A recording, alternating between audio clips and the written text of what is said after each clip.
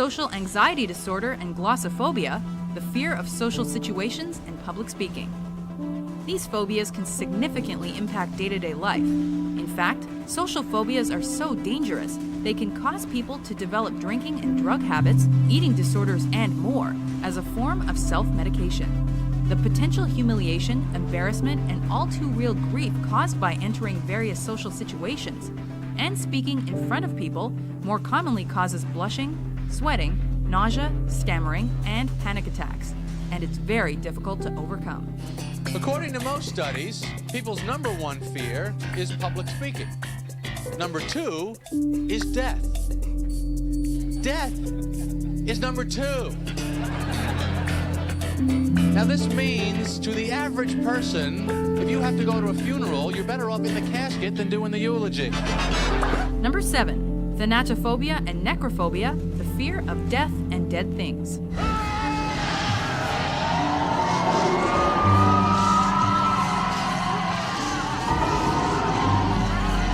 One is a fear of one's own demise, the other a phobia of all things relating to death, including funerals, coffins, and corpses. These phobias can develop into an obsession for those cursed with them, with some launching vigorous health routines or attending doctors on an almost compulsive basis. These fears are drastically affected by one's cultural or religious beliefs and are some of the most powerful phobias going.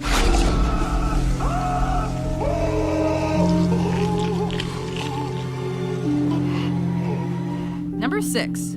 Coulrophobia and pediophobia, the fear of clowns and dolls. Aren't you going to say hello? They're both symbols of childhood, but both can elicit fear in even the bravest adults.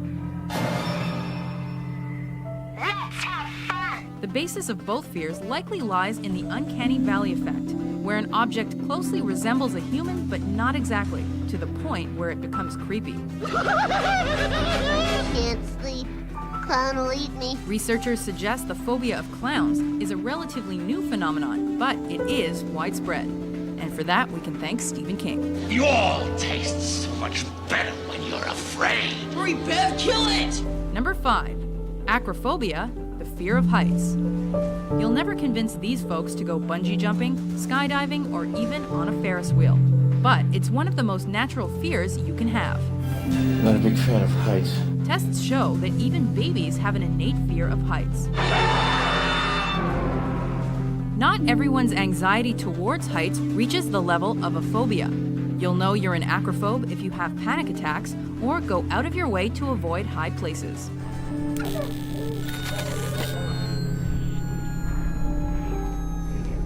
Number 4, pteromeranophobia, the fear of flying. Let me off! Let me off! Let me off! Let me off! Let me off! Let me off! Let me off! Let me off! Let me off! Let me off! Let me off! Let me off! Sometimes combined with claustrophobia, acrophobia, social anxiety, and even fear of death, the fear of flying prevents some situations.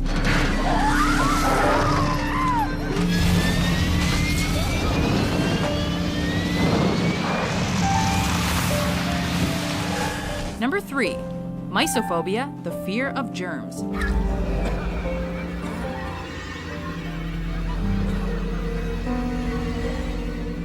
Judging by hand sanitizer sales, this phobia is on the rise. Often called germaphobes, people who suffer from mysophobia are constantly washing their hands, are sometimes afraid of shaking hands or similar gestures, and are obsessed with contamination to the point where they cut themselves off from others. In fact, the fear may be related to obsessive-compulsive disorder and can lead to depression or isolation if not properly treated. I'm not asking you to take sides. She didn't take the dogs to be mean. She's not a mean person. I'm asking you your opinion. What is this? What? You didn't check your suit. There's a tear in it.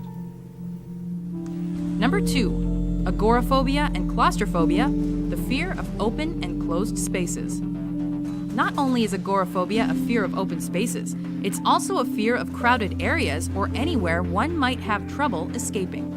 I wish I could come, but I'm a borderline agoraphobic.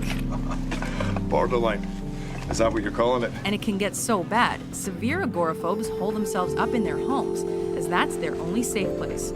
Claustrophobia, on the other hand, is triggered by various situations. Being buried alive is the worst-case scenario, but even elevators, trains, and windowless rooms are unbearable for sufferers.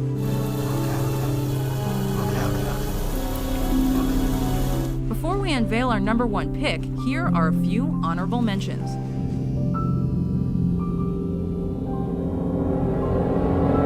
When you hear the sound of thunder, don't you get too scared. Just grab your thunder buddy and say these magic words. You thunder, you can suck my dick. These starving brutes will shoot at you like bullets. Have you ever seen a rat leap through the air?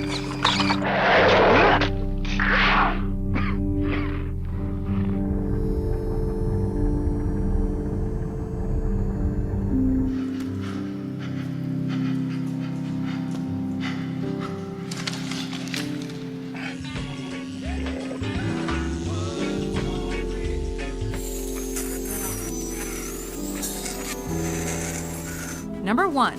Arachnophobia and ophidiophobia, the fear of spiders and snakes. Chris, I'm scared to death. Yeah, we all are. But our brains secrete a neurotransmitter that enables us to deal with them. Come on. I don't think I have that particular neurotransmitter. It takes a special kind of person to like these creepy crawly critters. Can we panic now? But there's a huge portion of the population that's terrified of spiders and snakes. Don't like spiders. And who can blame them?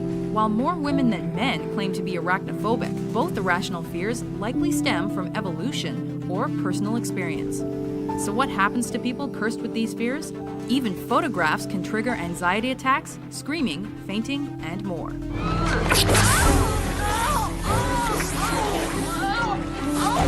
Do you agree with our list? Yeah! Do you suffer from any irrational fears?